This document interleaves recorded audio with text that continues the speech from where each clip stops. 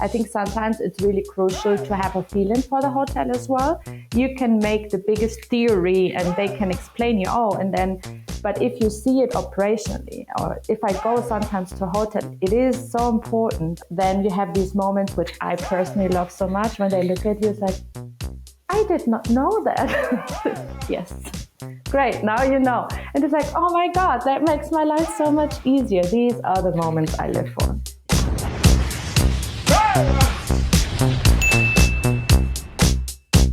Hey y'all, how we doing? We are back for another episode of Hospitable, coming to you today from New York and London. I've got a wonderful guest, Claudia Meglin. She is the director of CMC Hospitality Software Group. She's also the global director of systems and training at Generator, the freehand hotels, which super cool. And I've been to a few of the freehand bars in New York City. But you're sitting in London. I'm sitting in New York City today. I know we've been trying hard to have a beer together and get in person, but we'll do that next year. I promise. When I'm swinging through London, unfortunately, with the end of the year and all this stuff, we just couldn't make it work. But Claudia, so wonderful to have you on the podcast, and thank you for joining. Well, thank you so much for having me. And this beer, definitely we need to have it, because Keys actually promised to have beers in your podcast. I think that would bring the little sprinkle towards it. So the next time we make it. For sure. And for the listeners out there, Claudia was telling a story as we were, talking beforehand, just kind of catching up. So Claudia also works for Freehand Hotels. There is Freehand Hotels here in New York City. So she calls to New York City and is like, hey, do we have any branded beer cans or whatever that we can send over? And, at the time of this recording, it's 9 a.m. for me. And if you had sent me beer, I would have been drinking on this podcast with you at 9 a.m. on a Thursday. Not even a question. That was the plan, but it was a bit short notice. Sorry for that. Yeah. Next time. Hey, you know what? Next time. We know that we're going to have a lot of fun and a few pints soon. So, Claudia, thanks for coming on. You've had an amazing kind of trajectory. You've been in this space for a while, and the kind of working as a opera and micros and working at Pitta Hotels, and now global Generator, and also running your own hospitality software business. So talk to me a little bit. Give me your kind of high level 2-minute overview. Who is Claudia, and how the hell did you get into hospitality industry? Yeah, well, actually, it was very interesting right from the start. I had to choose when I was young, I chose between either hospitality or physiotherapy, which is literally the same, really, but that was the two choices, right? And at a certain stage, I come from a very countryside part of Germany, Bavarian forest, close to Munich, a lot of individual family hotels. And I decided to go for the hospitality, started my career with IHG. In Germany, we have a fantastic training program. So 3 years, you learn hospitality inside out. On your first day in hospitality, you're not gonna clean the guest toilets. No, I cleaned the staff toilets on my day number 1 in hospitality. And then you kind of go through all the departments, which was super, super interesting. And I decided to settle after that 3 years towards reception, rooms division. And then I moved on. I've been in Dubai for 2 years for a hotel opening, interestingly. That was really great. And came back to Germany, went through different parts, reservation, front of house, and so on. And all of a sudden, and please don't ask me, it must have been like a boring Sunday afternoon. I did so many hotel openings in the time, and there have been these opera people, and they were actually coming and tell me how to configure the software. And then they go to the restaurant, they have a nice deal on the house, they go out and explore the city. And I said, that's a fantastic job. I want to do that. So I applied with Micros Fidelio, the old days, and I became an opera installer. I changed the site, and after I met Penta, I came back to the hospitality side because I was a little bit missing the family side of being in hospitality. After it came to Generator. So the journey has just been going on, but I just switched the side to really specify myself on hospitality, is software in particular, and mainly the property management system, but every system which obviously communicates, API integrates, via middleware or not, So that's kind of my daily business. And I had a super, super exciting last year with opening my own company, because Generator and Freehand have like a very fortunate situation to have a person like me taking care of all their systems. And I realized a lot of smaller organizations, they don't have that. And I could help them to figure out, is their tech stack right? Are they doing the right things? Is everything correctly configured? So that's what I do for CMC Hospitality. I have a lot of different clients, which is amazing. I see different operations, different software. I come a little bit back to Opera, but I do a lot of Muse as well. And recently became even an official Muse implementation partner, which is also fantastic. So I'm going to do support Muse in some of their onboardings, which is really exciting too. It's been extremely crazy 2 years. Yeah. Really. Yeah, it has. Sounds like it. And it's really cool. I mean, obviously, uh, you know, your experience with the different systems and doing that is amazing, and kind of that's how Omniboost, right, with all of our systems and connecting. And it is interesting because I love that you talk about coming from Bavaria. I have a lot of love for Bavaria because I got to spend a Christmas in Munich and do all the Christmas markets and all those things when I was living abroad in Italy. So absolutely loved it, and actually got my Glühwein cups sitting up over here. I was just about to ask. Oh, trust me, we drank plenty of Glühwein, and like our tree behind me has it's all of our ornaments like travel memories, right? So everywhere we travel, let's go somewhere, we write the year that we did it. So there's a few Germany ones from when we spent Christmas in Munich, which was amazing. But talking about the hotel space, you have kind of the big hotel chains and brands. Like you started in IHG, right? Working in opera systems, these usually bigger hotels, but also you started and love that kind of family boutique hotels. As you look at kind of the landscape of 2023 going to 2024, what do you see as sort of the big differences between like independently operated, more boutique brands versus these big chains? And why do you tend to like more of the boutiques? Right. And I know Freehand is quite larger, but they have a boutique feel to them. They don't try to be, they're not stock, same thing. There's a boutique feel to them. Or at least the one in New York for me feels boutique-y in its own New York way, Oh, 100%. It's such a great brand, and it has such a cool vibe, and you can do so many things with it. And I think as a boutique brand or a smaller organization, you just have ways more liberties to operate. The major difference I would see between, let's call them the big boys, the big chains, they have started to set up their tech softwares in a long time ago, and then they've been hospitality. We operate a lot under the umbrella of never change a winning system or never change a running system. And that what happened in hospitality for such a long time. It worked. You had your memberships, which is obviously a crucial part for chain hospitality, is their membership part. And it is very tough to replicate that maybe with a later, newer technology.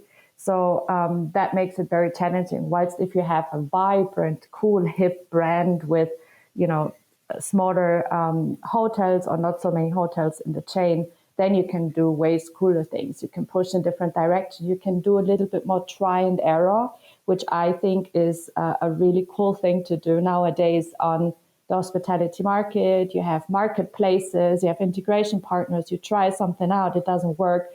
And you're like, or it doesn't, let's not say it doesn't work because that might be unfair, but let's say it doesn't work the way you expected. You just try another provider because there are plenty out there, right?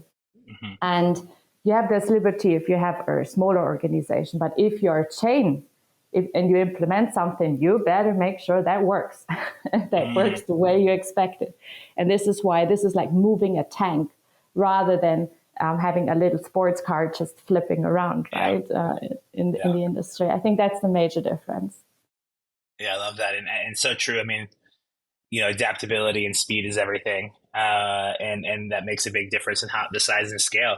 So, you started your own business to help work with some of these smaller, companies. What is it that excites you, gets you out of bed every day to work with, these smaller brands and help them understand the right tech stack?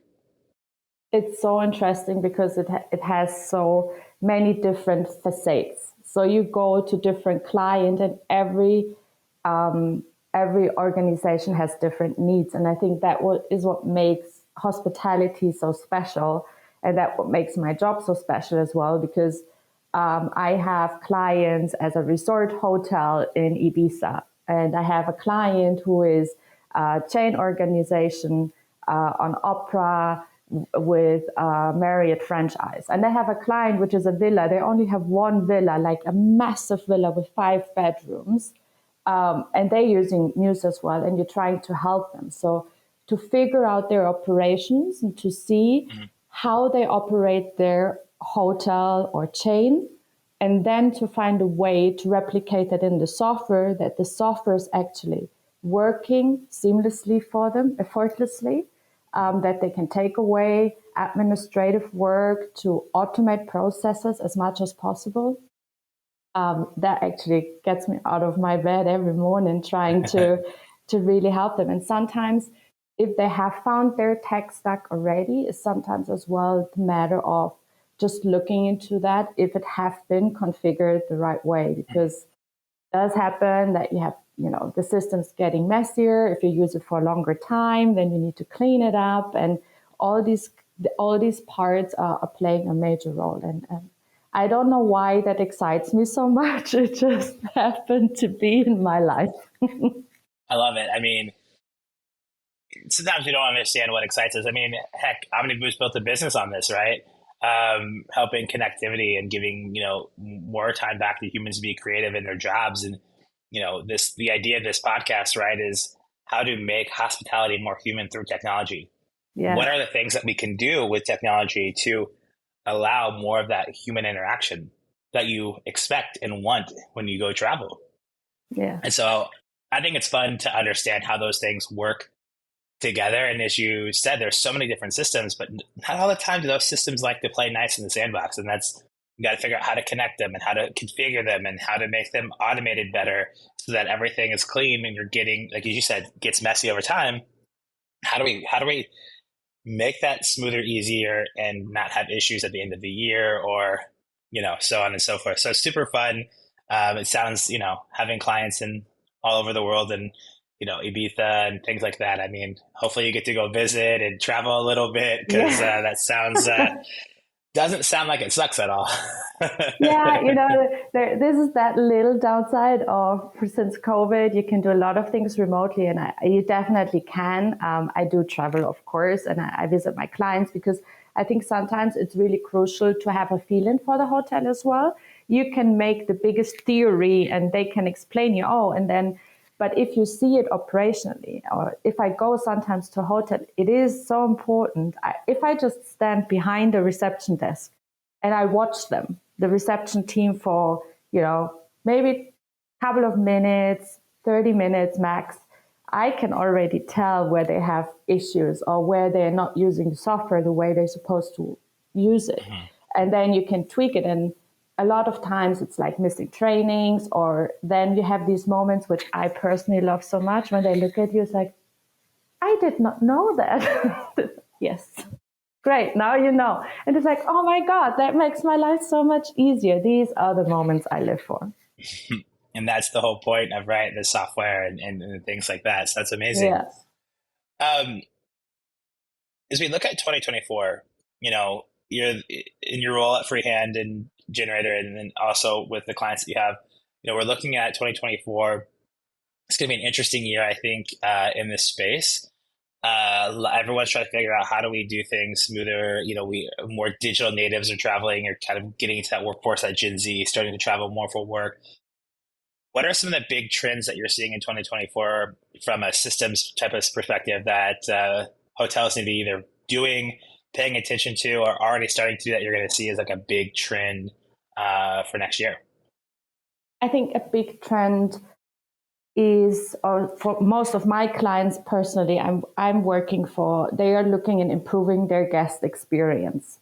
And a lot of times, and that comes from different angles. A lot of times it could be to actually remove or redo actually your check-in area, which is the arriving area for the guest into your property, is like ripping off the reception, go away with the classic reception desk, put in like either kiosks to check in or maybe just a QR code where you can download something and then you can, process your check-in, and you have somebody in the lobby who actually supports you with, but also gives you a nicer guest experience. When I say that, I mean, especially for Generator and Freehand, we have this big theme. We are in the most popular places you can be in Europe or even in America.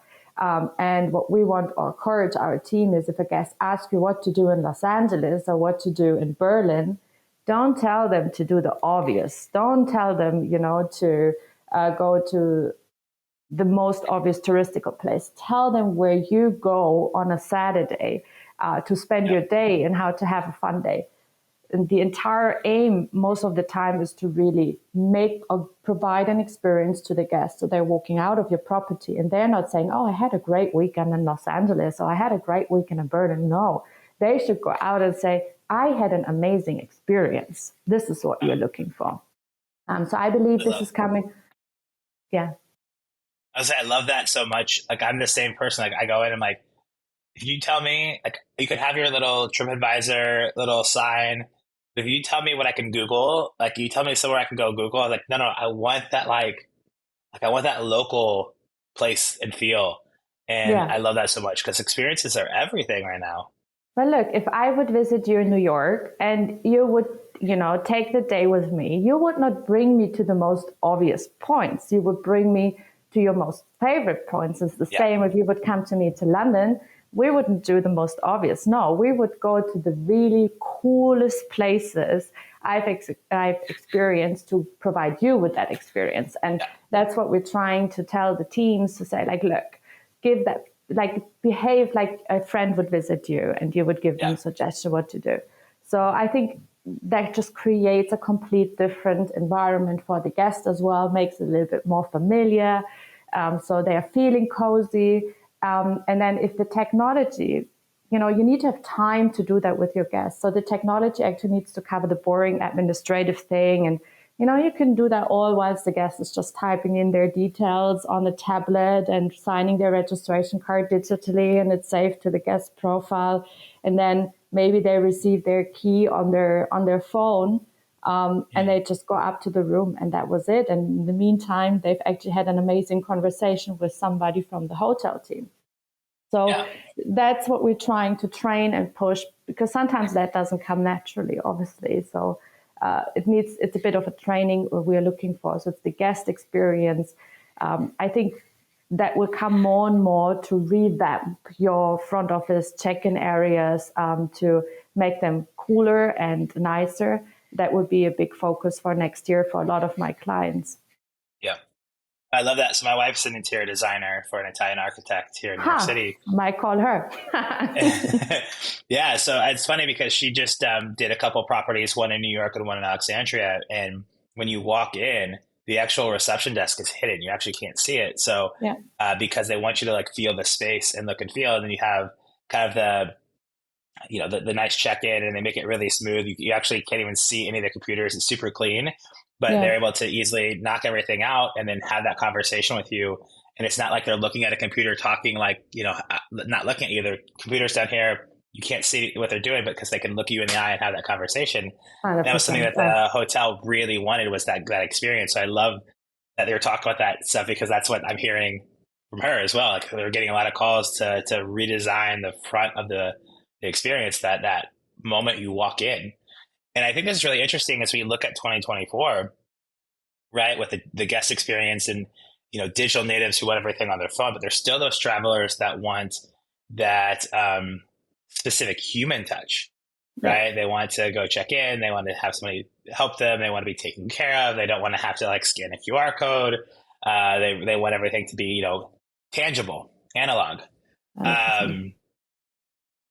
How do brands deal with, and maybe it's just in their branding, but how do they deal with like the digital native versus, the little bit of older generation that still wants that kind of high touch experience? Yeah.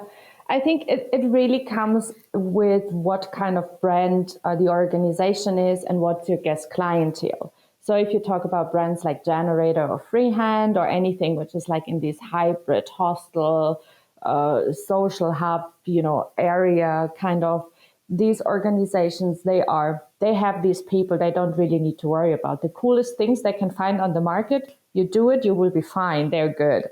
But if you are like more classic, 3, 4 star hotel, and you have a clientele which does come with an expectation, and you have also travelers, you have to imagine they are not traveling every month. They might travel every once or twice a year. They come into a hotel. For them, it's just totally normal that you go into the hotel, you have a reception, you check in, you ask, where can I park, where can I go, and so on, and where's the restaurant, how long it's open. So it's totally standard for them. I think it's a little bit of, there's so many technology out there which can help you. If you still want to go with, like, let's say, the more natural approach towards it, you could still make it a bit more automated, and you can still make it or bring it into the new technology world, whilst having like maybe a registration card which is digital, so the guest doesn't need to fill in a piece of paper, and then somebody or the night audit, these poor people still in a lot of hotels till today, sitting every night and typing all the informations from a registration card in the computer. That still happens. So you can just take, smaller approaches, not go with the latest funky tech. There is also tech which can help, like a digital registration card, which helps a lot to save time. And you should always be prepared, but for emergency situations anyways, you should always be prepared, like to cut a normal key rather than just giving digital keys out and expect that everybody will understand. Because it happened to me as well in some hotels. I was standing, and I come from this technology. I've tried so many of those.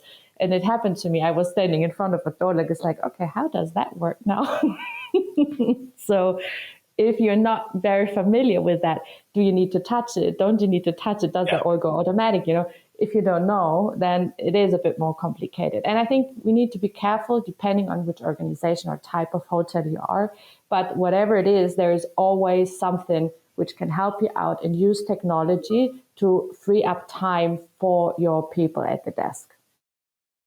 Yeah, I love that. I think that's so unique, and it's actually kind of funny because I was at a hotel and spa, and you had a wrist bracelet, and you touch to get in, but because the way the wrist bracelet, unless you got it full surface contact, it wasn't like a kind of like a some of those cards you can kind of tap on, versus the card you have to do the full thing, and so it's kind of like, it was nice, but at the same point, like I would be like carrying food or something, and I couldn't, I had to like the whole thing, a whole song and dance, and it didn't actually negatively affect the experience that much, but it's one of those things where that should be a little bit more smoother, right? Like that easy tap, like you should be able to have it within a certain range versus needing to be right on there. And I think that gap of that experience of like how people respond to that is widening as more digital hotels versus classic. And I think that's also part of your choice as a traveler, right? You know which brands are going more digital and which ones want to stay more classic. And so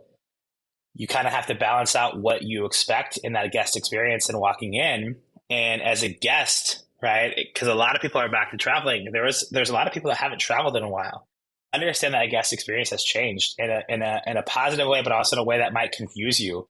And I think for everyone out there listening, searching for a reception, if there is none, like, what happened so here? Sometimes you're like, well, I don't know, where am I? And there's like a bunch of computers, and so you just have to understand that. And it was funny because this actually happened to me in Sweden. I was up north in Sweden in Umeå, and in the hotel they had 3 different big restaurants. So the check-in, you have to walk past like the market. There's like the market, a nice restaurant here, the bar, and then another kind of restaurant in the back. And the check-in is like past all of that, and there's no one there. So it's a digital check-in. It was super nice, but they had a sign. It was like, "Are you checking in?" And they had the arrow, and then like if there's a number you could call if you had a question. And for some reason, my registration wasn't being found, so I called, and they walk you back to this cute little office.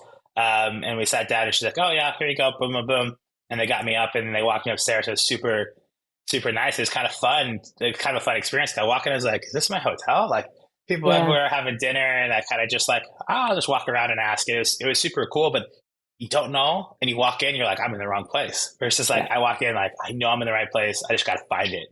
I think that's yeah. such a unique experience, and I love that you talk about guest experience. I've heard a lot of people talking about guest experience. And I think that's something that hotels really need to understand next year, but also travelers. Travelers need to understand that if you want a certain experience, you also have to put in some research to find the brands and hotels to give you that experience because they are also, it's not every hotel is a hotel like it used to be. Hotels have unique, eclectic funkiness, especially the independent hoteliers. And that's why we stay there. That's why we like these boutiques. That's why we like those experiences. And so making sure that, travelers understand how to search for that and understand what brands are doing what. So, Absolutely. I think there will be still a lot of travelers. They just go on purpose to say, okay, I just want to have a weekend away. I don't really bother where I sleep. And they mhm, might go for, the obvious they used to. But then you have these travelers to say, okay, I want to go, let's say, to Paris this weekend, and I really want to have an experience. So they would look out, and then you need to make sure as a hotelier, obviously, to have the right content out there, to have the right pictures out there, to have the funky and catchy stuff to actually really grab that people and say, here we are, this is what we do, we're going to give you that experience. And you should make that already with your pictures and your web publications. So that I think yeah. that's very important.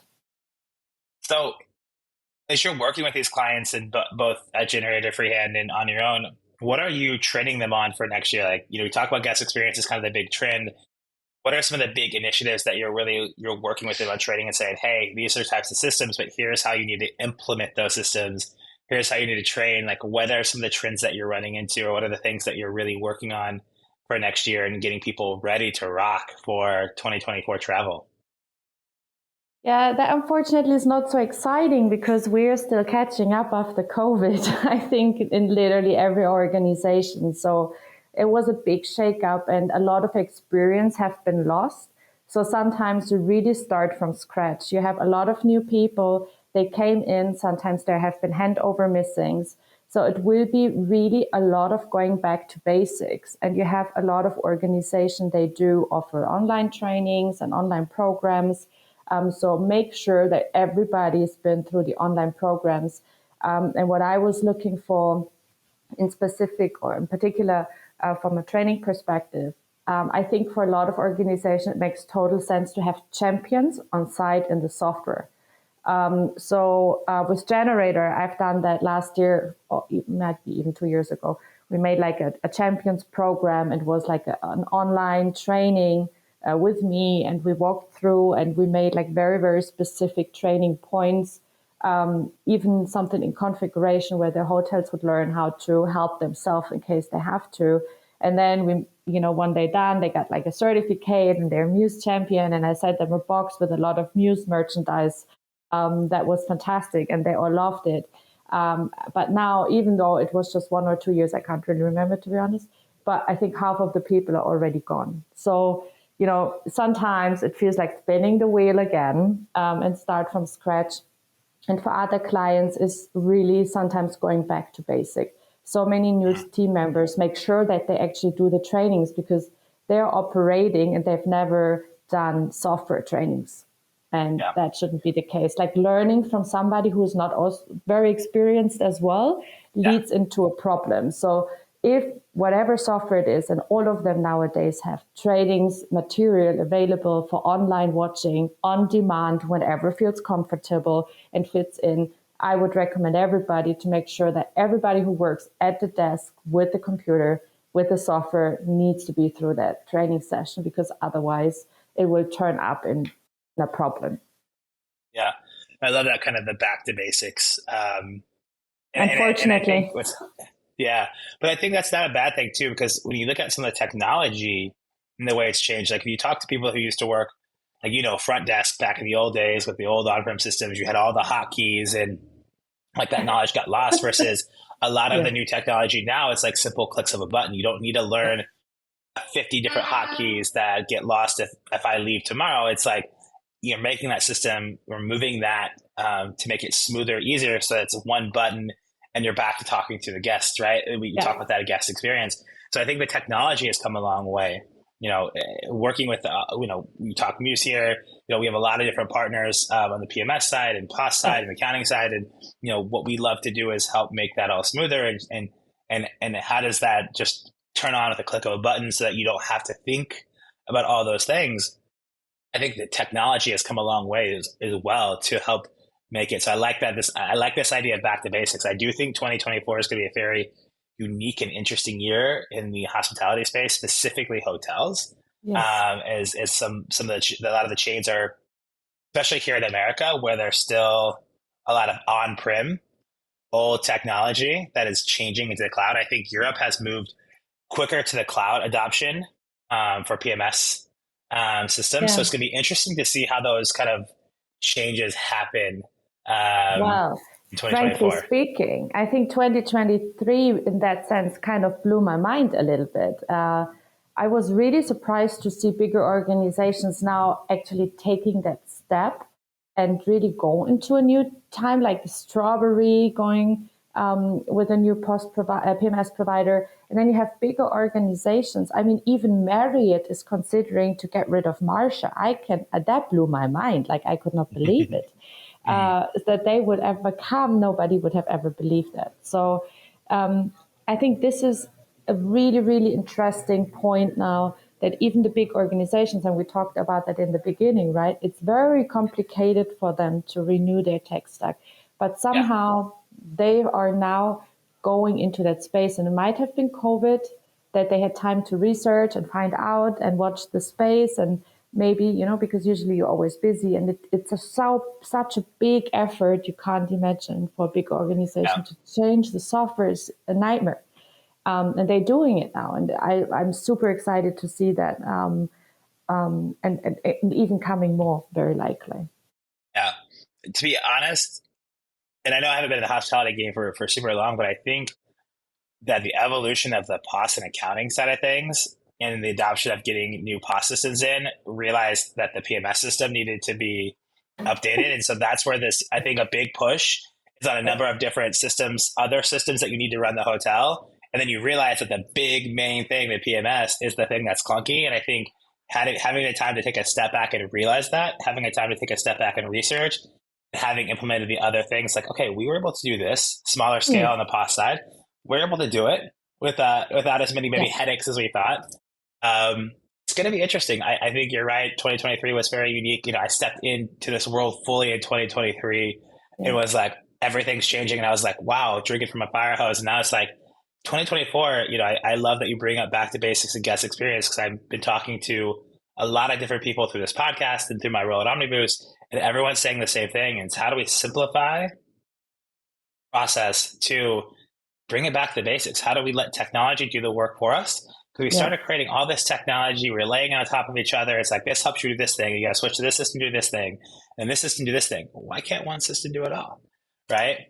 So it's going to be interesting, and it's exciting. It's exciting space. And this is what I think is exciting about the space, right? It's just that there's all these things happening all at once. And it's also never slow. Is there a slow time in hospitality? Is it ever not really kind of like a busy season? It's actually, it depends on your organization, but yes, there is. Usually you always have a low season, but that's actually the time when you're actually happy to breathe, because it's not going to last long. So it's, I think COVID, that's why I think that would be a big or good reason during COVID.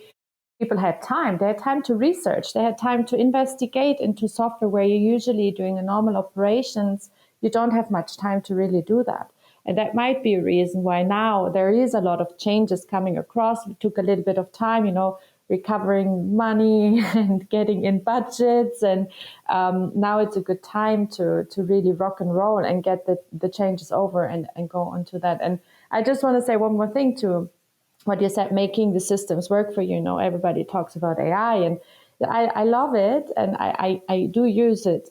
But for me, I'm waiting now in 2024 if that would actually seriously and effectively help my daily work. So how can we actually bring it into a stage that it's not just a fun tool to play with, but also to help me do my things. I'm not saying that because I use ChatGPT a lot, for a lot of different things, and it does help me. It's just in a sense like I can imagine that if this is getting better, and I think it will get even more practical and more reliable in the next maybe half a year, what that can do, I'm really excited to see.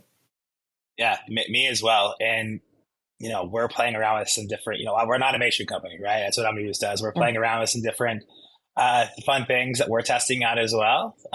So like, we're excited about that as well. And, it's funny. It's interesting. We had, a lawyer from Eversheds on talking about data privacy and AI, and that one of the things that will be interesting for hospitality as generative AI becomes a bigger piece and all this data flow is making sure that all that data is protected and that systems are being built with standards in mind, thinking about data privacy, so on and so forth. So I think that 2024 is going to be an explosive year with really cool new ideas. How do we mold those into the environment? Because when you travel and the information you need to travel, it's very personal information, right? So you need to make sure that's protected and all those things. So we're having a little fun with it and we're testing some stuff out. Yeah. It's super exciting. And so I love that you share that. And it's going to be really interesting too for you and for us to like learn from each other and the fact that you're out there doing it in similar but different ways, which is why, it makes sense for us to be partnered together. And I never asked the question, and we've talked like 3 or 4 times. How did you find Omniboost, or how did you get connected to Case and Peter and the teams at Omniboost? Because they're like, hey, because I remember when I started the podcast, like, hey, you know who you need to have on? You need to have Claudia. Claudia is amazing. Like, we need to introduce you to Claudia. I was like, let's go. And then you and I had a great conversation. I don't think I ever asked how you met Case and team. Yeah, that's true. Actually, we've met via the Muse installation by the time when Generator installed Muse, and that's like 6 years ago, very in the beginning. And we were, not gonna lie, struggling with the finance integration, make it all work, and Muse not doing end of days, and you need to bring your finance data in the right way that finance system understands. So we actually, in the beginning, we were so much struggling that we had to get Keys involved. And by that time, Omniboost was very smaller than it is now as well. So obviously Keys was like all hands on and coming into our meetings. And this is how we met. And then we had a very funny interview I will never forget. I've done this with them. I think it was on WTM a couple of years ago. And they did an interview.